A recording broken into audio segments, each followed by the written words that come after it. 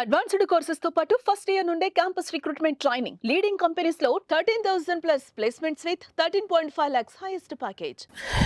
10 పచ్చళ్ళు తిన్నాడు ఒకరోజు లంచ్లో. మంచి భోజనం తింటాడు, బాగా తింటాడు, బాగా చాకరీ చేస్తాడు. గ్రేట్ మనిషి. మీకు ఆయనకి ఎంత ఏజ్ డిఫరెన్స్ ఉంటుంది బాబుమోహన్ గారు?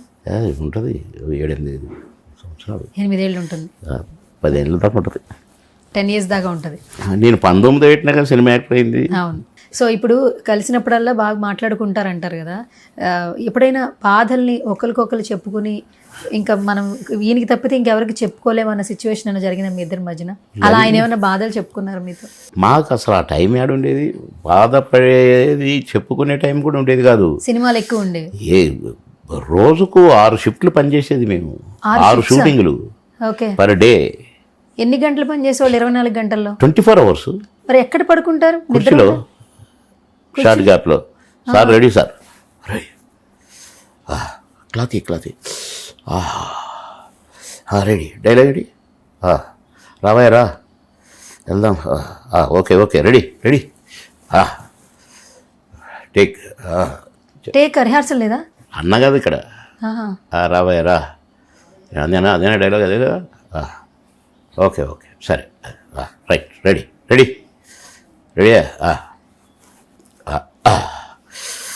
Clap, action, dialogue. ఓకేనా? ఓకే. అది 24 అట్లా 16 సంవత్సరాల పైనే. 16 సంవత్సరాల పైనే. Round the clock. ఎప్పుడన్నా ఒక రాత్రి క్యాన్సిల్ అయితే పడుకునేది కదా. సరదాగా ఎక్కడికైనా వెళ్ళేవాళ్ళ? ఇంకెక్కడ సరదా, పడుకోవడమే, ఇంకా ఖాళీ దొరికితే అంతే కదా. రెస్ట్ లేదు కాబట్టి. రెస్ట్ మళ్ళీ దీంట్లోనే పాటలే, డ్యాన్స్లే, అవును, ఫైటింగ్లే. మేమెప్పుడు ఏంటి ఏంది షూటింగ్లు చేయటం, నిద్ర లేకుండా. నాకు ఒకసారి మెడ్రాస్ అయ్యి వచ్చింది, దాసర్ గారి షూటింగ్. నేను 2 కళ్ళు వాసిపోయి ఇంత లావు అయినాయి కళ్ళు, గుడ్లు. నేను అట్లే చేస్తాను. రెండు చేతులతో క్లాత్ ఇట్ట పెట్టుకునేవాడిని. అట్లా తీసి రెడీ సార్, బియ్యం ముక్కలుగానే కూర్చుకుంటుంటాయి. దాసర్ గారు, నేను చేయలేనురా, కట్ చేయలేనురా. నేను ఏంటిరా, అరే కళ్ళు పోతాయిరా, అట్లా పెట్టుకొని ఎట్లా చేయబుద్ధి అవుతుందిరా నీకు? నేను చేయలేనురా, ప్యాకప్ చెప్పేస్తారా, తర్వాత చేసుకుందాం. గురుగారు దండం పెడతా, నాకు 3 నెలల దాకా కాళ్ళు ఎక్కడ లేదు సార్, ప్లీజ్ సార్.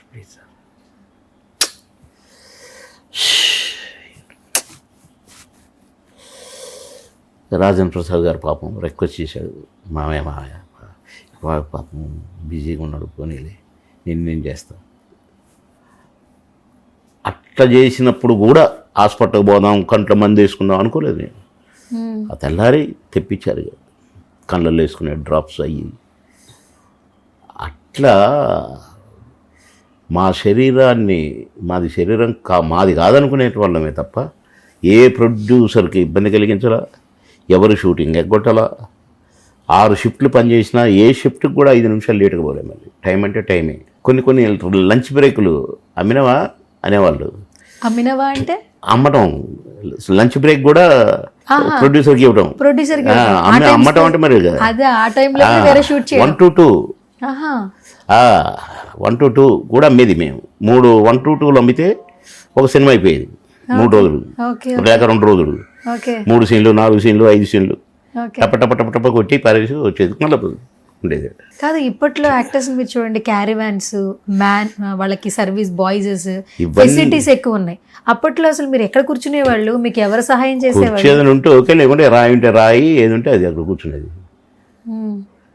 మేము సుఖాన్ని కోరుకోలేదు, కష్టపడటమే తెలుసుకున్నాం మేము. ఇప్పుడు వచ్చేటోళ్ళు అన్ని కంఫర్ట్స్ చూసుకొని వస్తున్నారు. సరే, అది వాళ్ళ అదృష్టం, ఇది మా అదృష్టం. కానీ మేము ఏ కంఫర్ట్ లేకున్నా ఎంజాయ్ చేసినాం. నేను మీకు ఒక వీడియో చూపిస్తాను చివరిగా. ఆ వీడియో చూస్తున్నప్పుడు మీకు ఏమనిపించిందో చెప్పండి. జస్ట్ మీ మెమరీస్ ఒకసారి రీకలెక్ట్ చేద్దాం అని.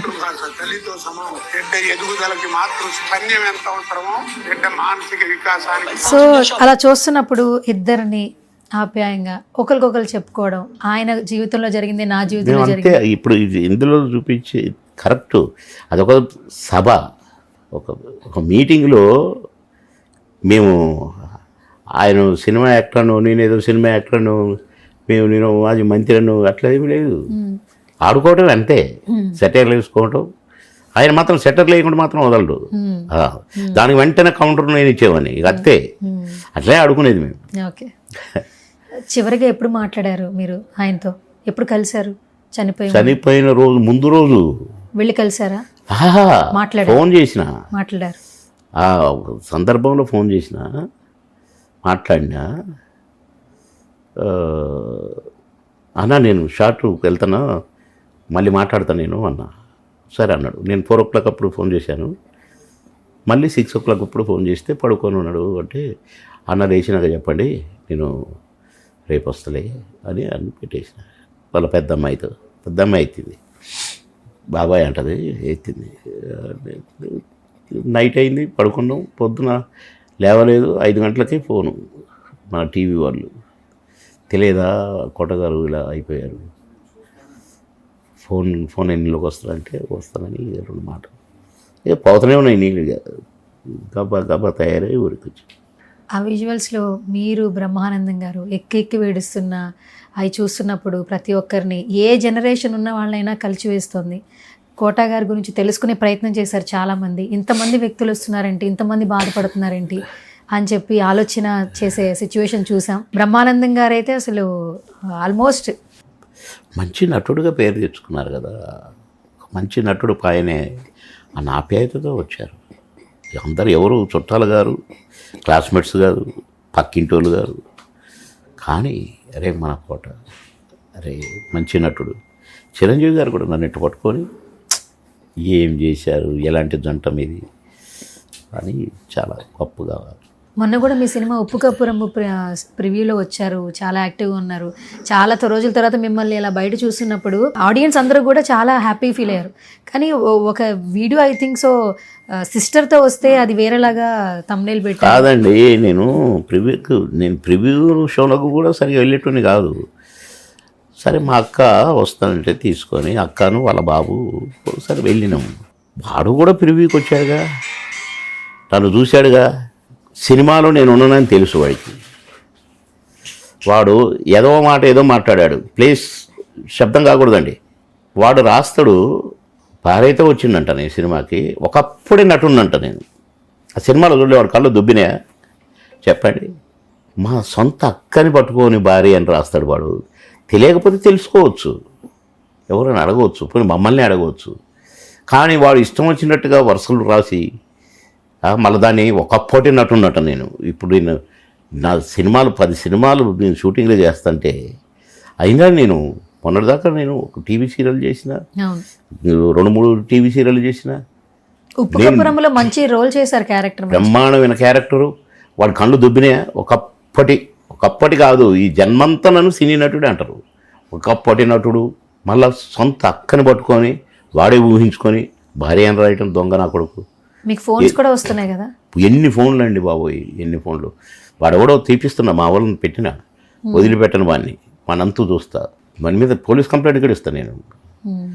ఇట్టటి నా కొడుకుల్ని బహిష్కరించాలండి మీరు టీవీ వాళ్ళు. అన్ని టీవీలకు చెడ్డ పేరు కదా, టీవీలోళ్ళు అని అనాలి నేను. కానీ అందరు అనకూడదుగా నేను, కానీ అనాల్సి వస్తుందిగా ఇప్పుడు.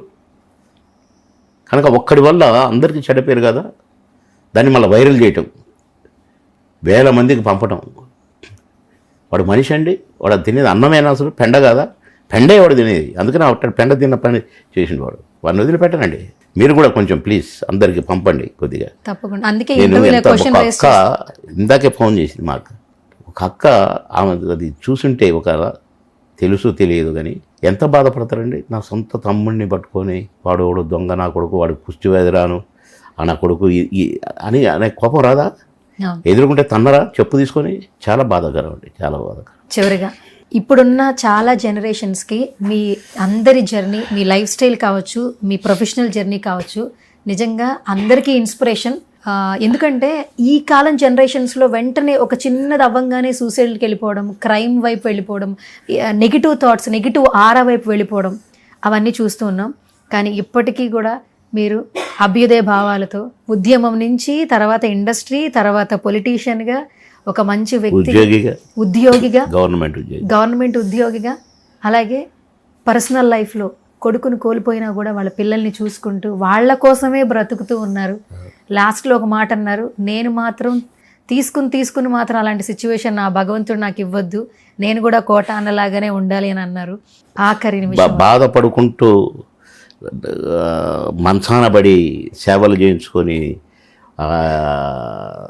అందరితో తిట్టుబడి ఇంకెప్పుడు తెస్తాడరా అనేదాకా మాత్రం నన్ను బ్రతకనీయకుడు. మా కోటన్నట్టు అయితే పడుకొని టప్పున వెళ్ళిపోయాడు.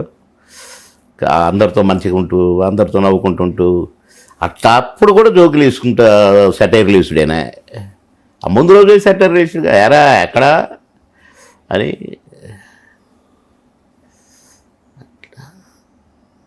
దేవుని సృష్టి అంతే. మీరు కూడా ఆరోగ్యంగా ఉండాలని మనస్ఫూర్తిగా కోరుకుంటున్నాం. ఈ టైంలో కూడా మీరు ఆయనతో ఉన్నటువంటి అనుబంధాన్ని మేము అడగంగానే ప్రతి ఒక్కళ్ళకి అవకాశాన్ని ఇస్తున్నారు, నాలాంటి వాళ్ళకి కలిసే ఛాన్స్ కూడా ఇస్తున్నారు.